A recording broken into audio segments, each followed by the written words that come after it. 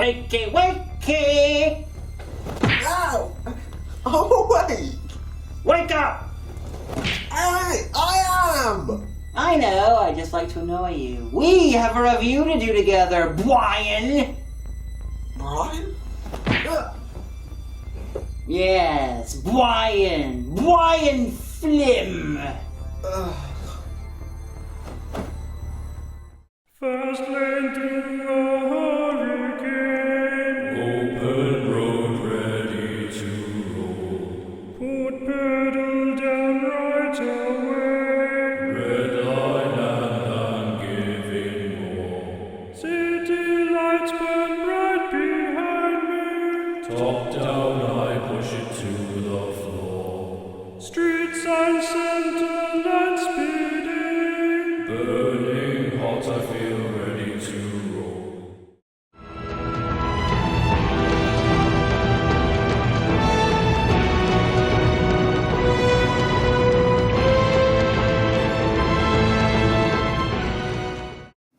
Greetings, gentle viewers. And welcome to Bad Movie Beat Off, where he masturbates to bad movies. Down! Bad movie beat down! I beat bad movies down! Is that a euphemism? No. Again, my imagination is better than reality. Regardless, we are reviewing Merlin the Return, the world's finest example of postmodern Dadaist children's Arthurian filmmaking. Postmodern Dadaist? Is that code for shitty? Yes. Oh, joy. That's code for let's just get this fucking over with. We open with a long but really half-hearted piece of text that appears to have been inserted into the film after the fact because it tells us stuff we will literally see moments later. It also doesn't know what fatal means because I'm fairly sure that's telling us that Guinevere, Lancelot or Arthur is dead. And they're not.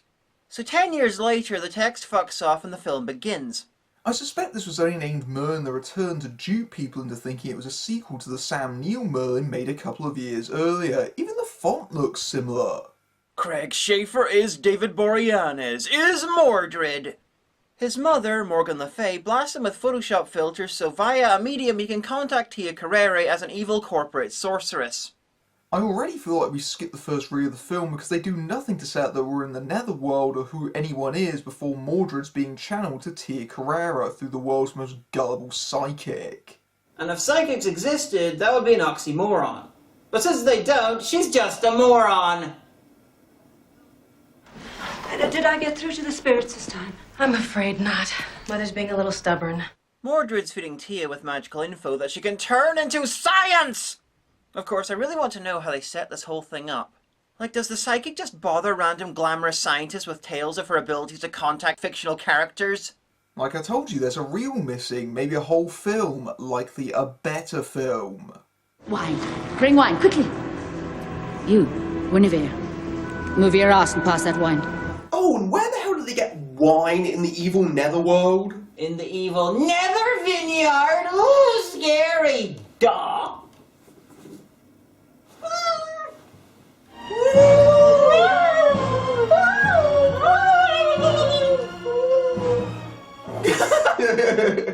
So who could this mysterious hooded man who looks like Merlin be? Could it be Merlin? Nah, that'd be too obvious. Merlin? Well, motherfucker! Merlin? What a brilliant way to introduce the greatest wizard in fiction, making him trip over his own robe and at best look like a total dipstick. I'm too old for this. Too old? You're one of the youngest Merlins in film history.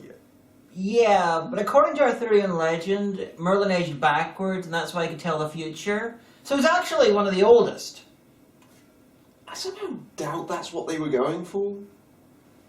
Fair point. I mean, that line's insanity is even compounded by the fact that even Arthur's older than Merlin in this. It makes no sense. And if the randy bastard doesn't extinguish his purple-headed rod, he's gonna be caught. Oh no! Oh hey, could that be Lancelot? Oh no, it's just Duncan MacLeod. Disappointed. Merlin's here. Merlin, Yes. free us after all this time? What's changed? Maxwell.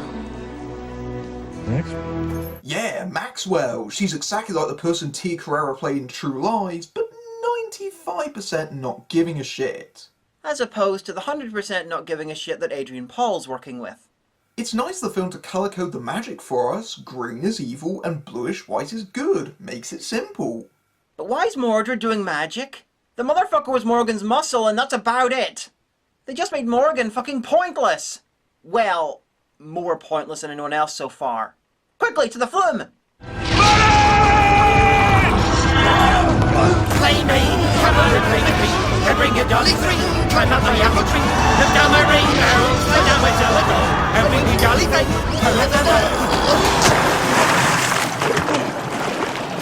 Merlin. Guinevere. Alton Towers, the motion picture! Walt Disney presents an Arthurian theme park in Scotland! MacArthur Park! That was just terrible. Yeah, that was pretty bad. Shut the fuck up, Stalky the Knot Minion! He's allowed to have opinions, you're not! We'll kill you for your opinions later. Come on, we've all got jobs to do. It's weird, everything's been carefully calculated to make Tia Carrere look evil up to and including being sprayed with mud. Well, they couldn't flood all of her shots with green light, so how else would we know? In the other car is our star, Chad, Brad, Jason, Brett, Von American, whose lines will be dubbed by Stalky the Knot Minion here. They will? Oh, I mean, totally radical! Merlin's spell that traps Mordred's club kids, Lancelot and Guinevere in the Netherworld is breaking down because of Tia Carrere and her evil science. Fearful the spell holding Arthur asleep might also be breaking, he decides to go check. Arthur waking up just in time to fight Mordred would be a bad thing? Apparently. Give him my... That's it. Hold the line for the effect to finish. That pause is so pregnant it's gonna have twins. Triplets. Love.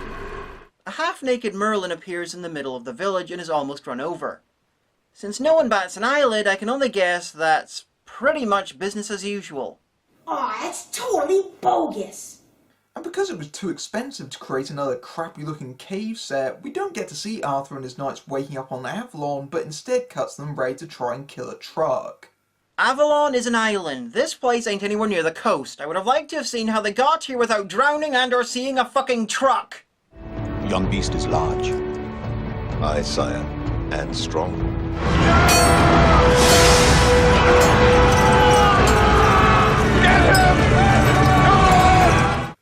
The libraries are out in force today. At least it's not the Millwall fans again. I like how it could speed up past 5 miles per hour, but chooses not to.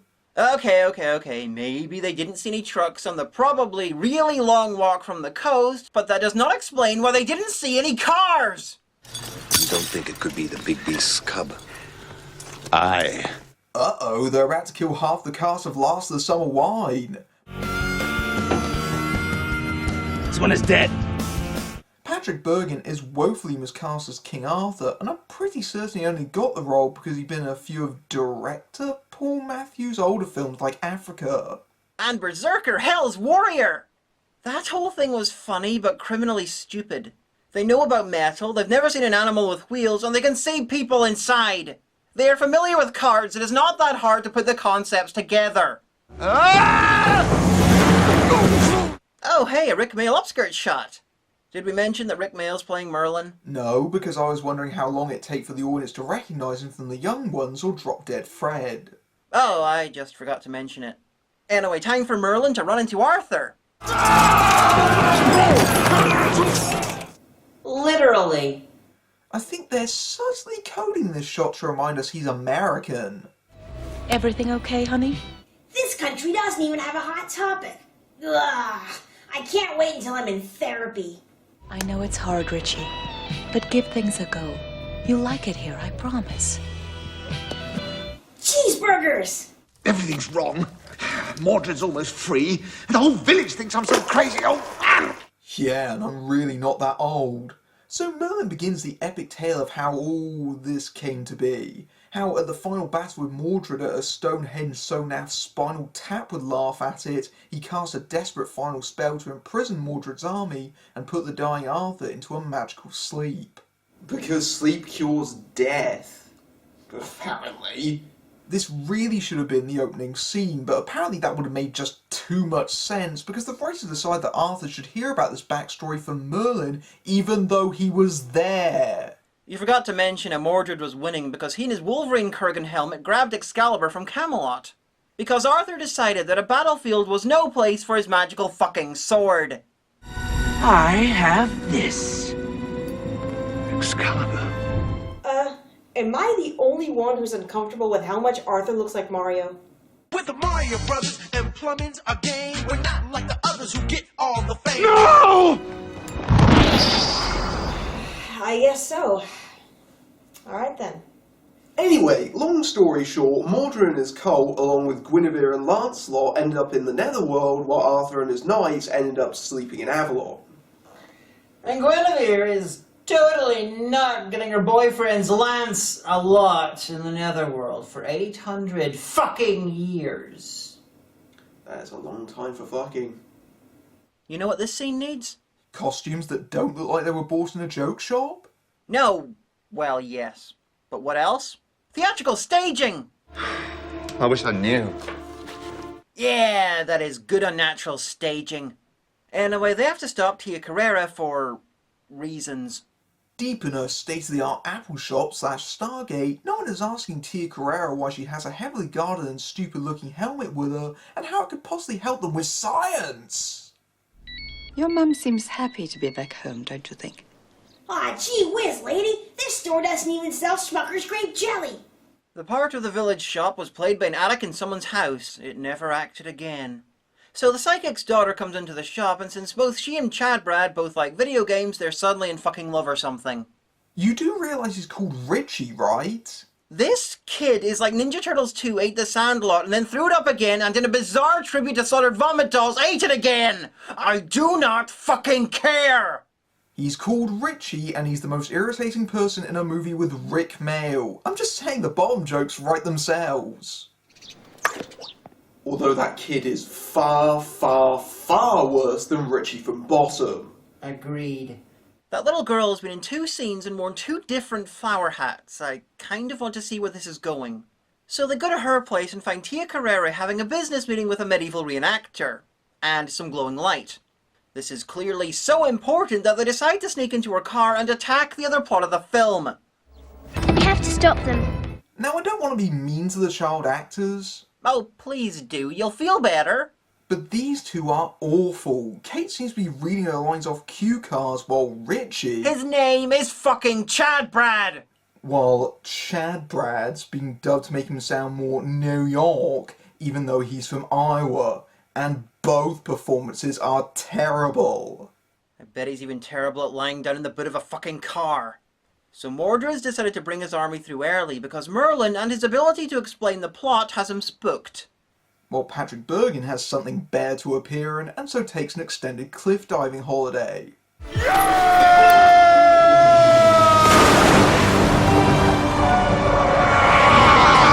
We've been dropped through the centre of the world and come out on the other side. Actually, he's gone to the Netherworld to find Excalibur, because he's finally realised it might be useful in a fight. Morning, Miss Maxwell.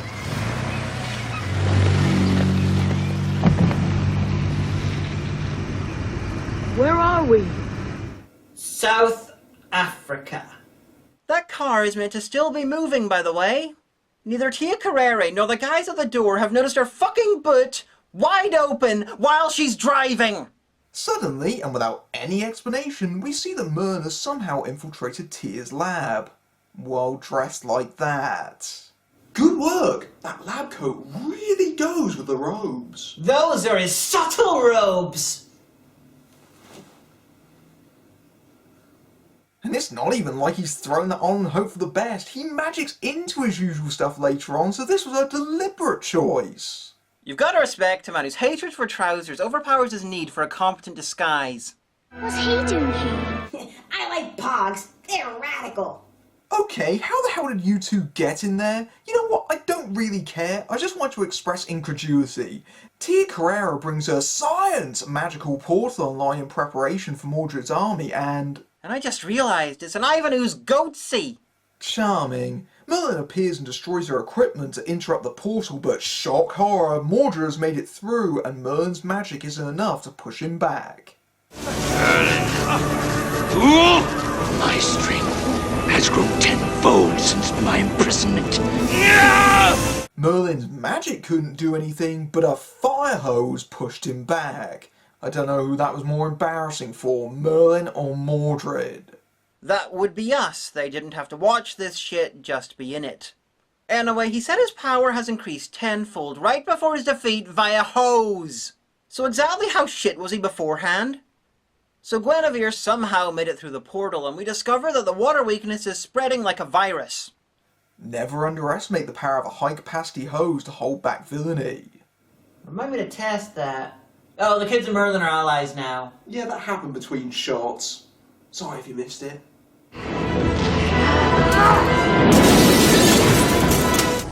Guinevere's gone. Well, this action scene is shit. At least Adrian Paul is doing something. He's just one guy. Why doesn't Mordred tell his men to kill him? Answers such as that were not meant for ones like us. Hey, where's Arthur? Well, I told him to go jump in a lake. That sounds about right. Now, if you'll excuse me, I'm going to finish my Sarah from Dragon Age cosplay. When exactly is this set? It's dark, but clearly summer, but during summer in England, it doesn't get that dark until about midnight. So these kids really should be sitting out the rest of the film due to grounding. Richie, are you all right? I'm bodacious, Mom. I broke the law. Guess who's getting deported? Mom? Hey, Kate lost her flower hat. Either she left it in Tia Carrera's car or at the lab. Either way, she's lucky the police don't exist in this film. Hey, it looks like Mordred's making a low-budget and maybe porny fan film set into winter. This thing's got all Dragon Age all the time. I wonder where this harem was hiding earlier in the film. What follows is an extended and weirdly out-of-place sequence where Mordred murders his harem one by turning them into skeleton ghosts. It's a fairly creepy sequence, and I can imagine kids being scared by it. Also, I wonder where most of the budget went. The ghosts possess people with the aim of stopping Merlin. Now, on the surface, that's fair enough, but the only people they possess who are anywhere close to Merlin are these two knights. And they are literally miles away from him. The rest of the skeleton ghosts possess random people in the village. That's some really shit possession aiming. And you should know. Yeah. You know, I wonder if the skeleton ghosts possessing the knights get gender and, living dysphoria.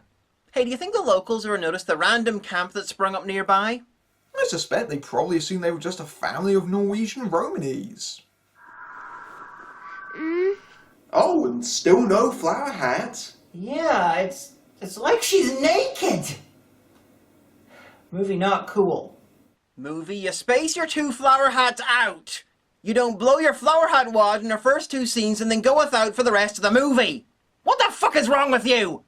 And on the subject of clothing, Richie's been wearing that for about 3 days now. He even appears asleep in that leather jacket because without it we wouldn't know he's rebellious? So unbodacious. Kate's being kidnapped by those dweebs. Richie gets captured as well, and he and Kate are brought back to the lab to face the wrath of Mordred. My young friend, you have absolutely no idea how long never can be. Craig Sheffer's performance is laughable. It's all grunts and growls, like a particularly bad panto villain. It makes him into even less of a threat than he already is, considering he spends pretty much the whole film trapped in an alternate dimension. It's as though he based his whole performance on Frank Langella at the end of Masters of the Universe. Skeletor, am master of the universe. I will take every spellmaker and witch here now. You will no longer stand between me and my destiny! But I will. Merlin! Fool! My strength has grown tenfold since my imprisonment. Kneel before your master! Never. Never! You have absolutely no idea how long never can be. It makes me wonder what it'd be like to watch his performance in the original Tamil. Original? It's a Star Trek 6 joke. Play it! சரி பரவாயில்ல நான் இப்படி சொல்றேன் நீங்க பெரியவங்களுக்கு எப்போ மரியாதை கொடுத்தே ஆகணும். I'm impressed. The Indian dub managed to bring out literally foreign subtlety and nuance in Mordred. I know! Around the time Mordred begins with the blackmail, I'm almost worried he's trying to seduce me, the boy, Tia Carrera, and everyone in a 50-mile radius. If he comes anywhere near me, I'm gonna rip his fucking nipples off! It's very simple, really. I just want you to kill Merlin. Hey, why send him? You've got magic and science and more money than him. Hey! Sorry, no offense, but you have no more money. I'm sorry, you know. Surely you could do better! Tia Carrera arms Richie with a communal gun and taser that's been rigged up to fire blasts of pure post-production special effects.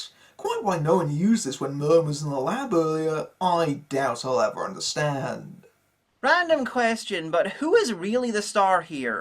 I mean, Chad Brad's meant to be so the film could get some attention from America, but like the plastic swords everyone's waving around, he is fucking pointless. Kate was the one who knew Merlin, and she enlisted Chad Brad into her vendetta against Tia Carrera, but she's pretty much ignored.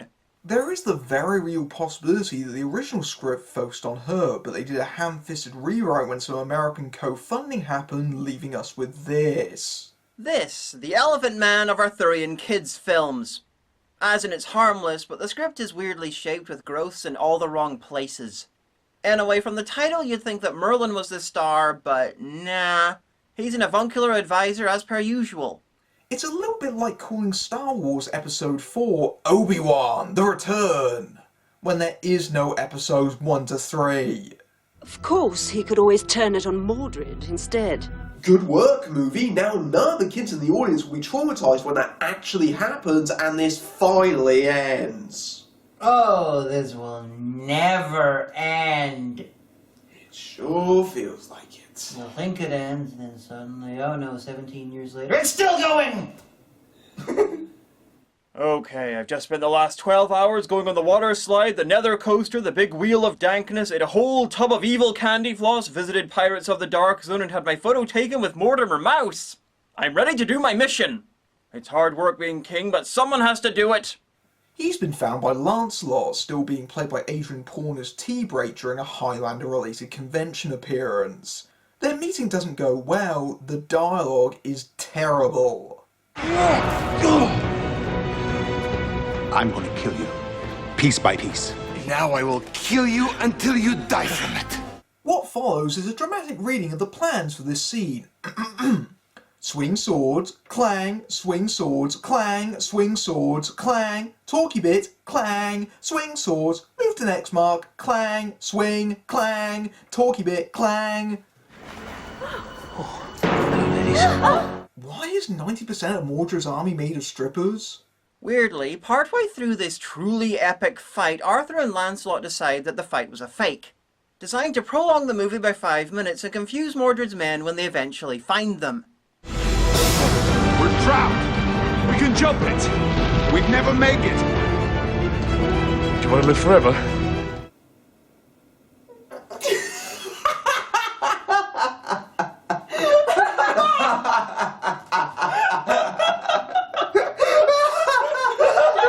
Really?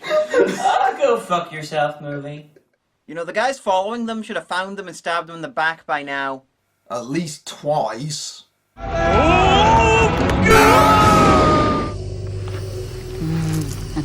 Force the brat to kill Merlin. Precisely. Charming, implied incest in a kids' movie. Happens more often than you'd think. Trust me. Plus, that's part of the course for Arthurian legend. Again, just trust me. Back with the knights, and I've realised we had better costumes in Nerd Quest, and those were intentionally shit. Arthur left me in charge, not you. I am queen. Yeah, well, if I got your armor, I could be too. You two stop wasting time. We have to find Mordred. What are we going to do? It's, simple. We kill the Merlin. Mordred's attacked the village. He's taken everyone prisoner. I know. I was just explaining that to Gawain. I saw it all happen, dispelled one of the skeleton ghosts, and then went to bed. That was quite enough work for me. Hopefully this won't lead to any unnecessary deaths. Right now! Stop this!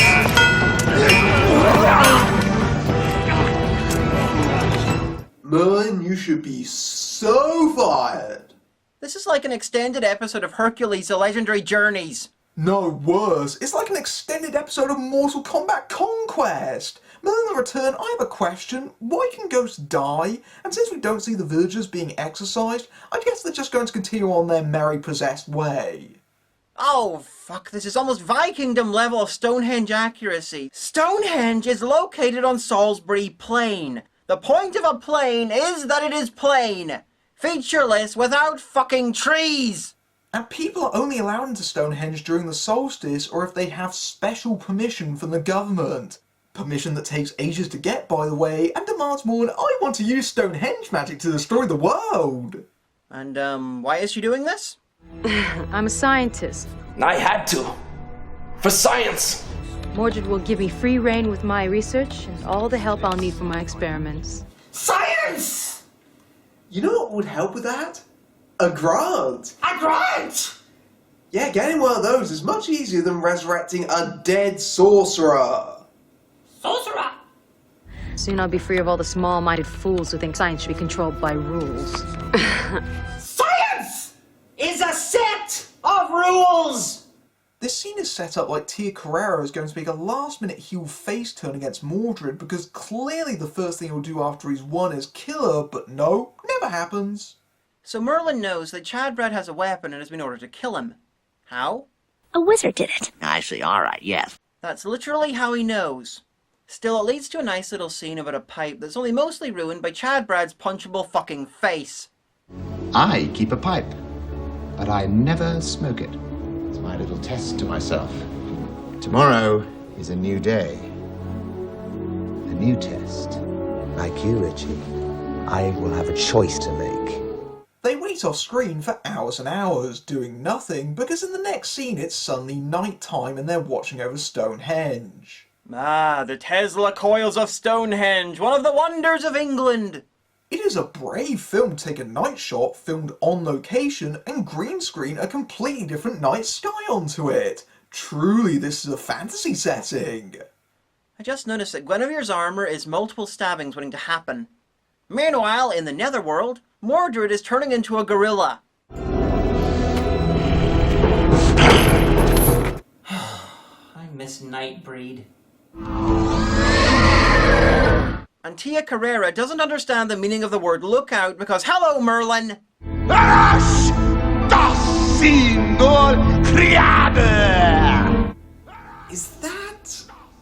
Is that Irish? No. Irish sounds like English spoken backwards. That is bullshitian. He's making it up as he goes along. Did they ever establish why they need Stonehenge for the portal this time? Because the lab was fine yesterday. Oh, the gloriness is off the scale. The movie must be finaleing. I wonder why the teeming mass of Mordred's army hasn't come through the gate. Maybe they don't want to interrupt the finale. Oh, Arthur and Lancelot. I forgot you existed.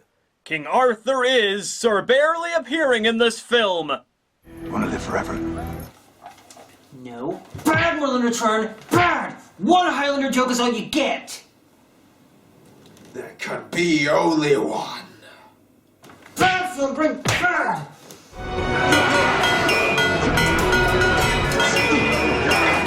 That clang sound effect is fast turning into the beefy punching sound in most martial arts films made in the 70s. Tolstoy's fire breath, yeah! Tolstoy's? Well, it's like Chekhov's, but they didn't establish it first. Oh, I see. So Tia Carrera literally gets defeated by having a little girl leap on her and pull her hair. How the mighty have fallen. And he's not talking about her aging tits. Remember that thing the movie said could be used against Mordred? It totally gets used against Mordred. Anyway, Arthur pulls the sword from the stone, which teleports him and Lancelot back to Earth because... convenient. Give me the sword, or the woman dies. He drags out his syllables more than I do. Look at that! Arthur looks like Man-at-Arms or Master of the Universe borrowing Tila's costume! So why exactly would Arthur care if that woman dies? He's never met her. She's just another commoner from pretty much a foreign land. Except, you know, he's heroic. Take it! Quick! Use all the filters!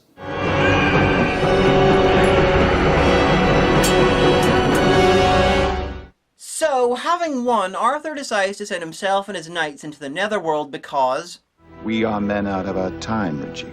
even though sleeping would be better than an eternity in a lightless theme park. And that Merlin proved that you could adjust to modern life a bit, and there are things they could do in the modern day, like work in medieval-themed attractions, become cult leaders, or just outright stab people. The options are endless. Just ask Lancelot. He's staying in modern-day Earth to be Adrian Paul's stunt double. Gnarly, dude! I get to give a blowjob. Arise, Sir Richard, the youngest and last knight of the Round Table. What the fuck is this? Chad Brad gets knighted and Kate doesn't? This movie has severe issues with women. Mordred steals Morgaine's magic shit. Tia Carrera was pretty much ineffectual. Chad Brad got brought into the story by Kate, who then gets shafted by the plot, and now Arthur! Please don't say that Patrick Bergin shafted her. Shut the fuck up, you cunt! I'm explaining sexism. And then we find out that Kate's only reward is that she gets to marry Chad Brad. Kate, this is my wedding ring. You be careful who you give it to. I hope she fucking sells it and buys a solid gold flower hat and then brains everyone with it, the sexist fucks! And worst of all, we end this kids' film on a rape joke. A rape joke done by a hero about a villain. We're going to have lots of fun. For the dragon! Take a fucking shot! Wait, why? It's a running gag, a sort of a joke that originated in my turkey shoot review. I haven't done it in a while, but you know, it happens every so often just to underline the prevalence of rape in films, and it's a bit complicated and controversial, and never mind, I'll explain later. This is fucking awful. You want more? It looks like children's TV, is written like bad children's TV, and is acted like... Okay, I need to go into detail about the acting. It's like a zoo of bad acting. It's got every possible kind of bad performance, from Craig Sheffer's Alan Rickman by way of a Neanderthal, to Tia Carrera's equal parts over-the-top evil and clearly not giving a shit, to Patrick Bergin nearly literally sleepwalking to Adrian Paul, who is so bored that he's in danger of being turned into a wooden floor. It's a bad sign when Rick Mail, a man most famous for doing shit like this...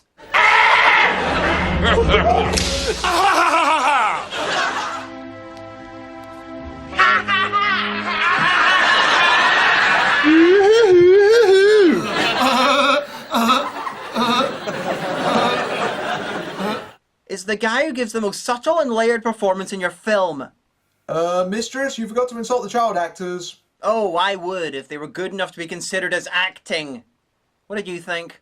Merlin Return is awful. It's badly made, it's cheap, it's inept, the script doesn't make any sense whatsoever, and most of the time I just watched it in a state of bewilderment. What's going on? Who are these people? It's a movie that manages to confuse its audience because it doesn't explain anything, and even the parts where it is actually faithful to Arthurian lore are just confusing because it assumes that actual young audience are familiar with them when they're just going to be even more puzzled by them because they don't have any context for them.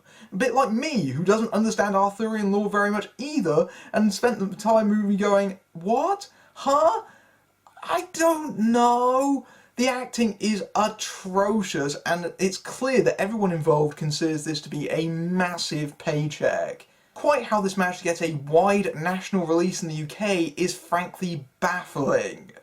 Weirdly, the next film the kid who played Merlin did was The Sorcerer's Apprentice, not to be confused with the Nick Cage movie, where he played a kid helping out Robert Darby, who was playing Merlin. He had a really specific career for a few years. Basically, this really feels like a slightly kidified version of Doctor Who, and if nothing else, it gives you an idea of how Rick Mill might have been as the Doctor. Yeah, and he would have been better than 4 of them. Anyway, here's a video I made earlier to demonstrate. You got it wrong, mate. This is the Doctor. Oh, he has many names, but in my reckoning he is Merlin. Do you not ride the ship of time? Does it not deceive the senses being larger within than without? Merlin. Merlin? Oh, he has many names. With many faces. And he has many companions. Are you Merlin? No. But I could be. In the future. That is my personal future. Which could be the past. Thanks for making my point for me. That's a fucking camera and you know it. I'm not gonna edit it till I get back home. Are we done? Pretty much. I'm Diamanda Hagan and I live with her every day. And I'm Matthew Buck. I'm Brian Flynn and beating down bad movies everywhere. Brian Flynn, and you beat off bad movies.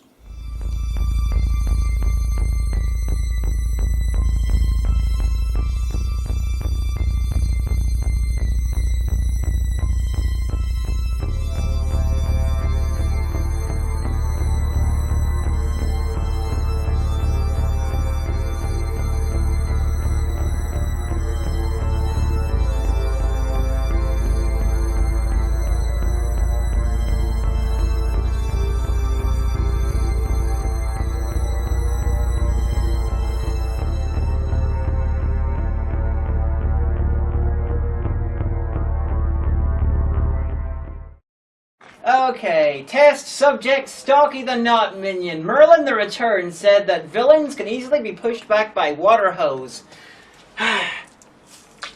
So let's test this! What?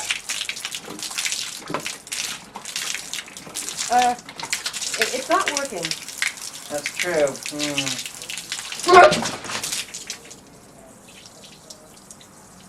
Oh dear. Hello. My name is Diamanda Grace Jones Hagan, and I would like to talk to you today about minion starvation. This minion has not eaten in days, and is currently grasping towards the camera because I've taped a sandwich to it. Oh, no! Can you help? No, not really, but what you can do is check our Patreon and help the economy of Afghanistan in doing many incredible and important things, such as buying a more expensive sandwich to tape to the camera. So please, join us in making this minion's life a little bit harder.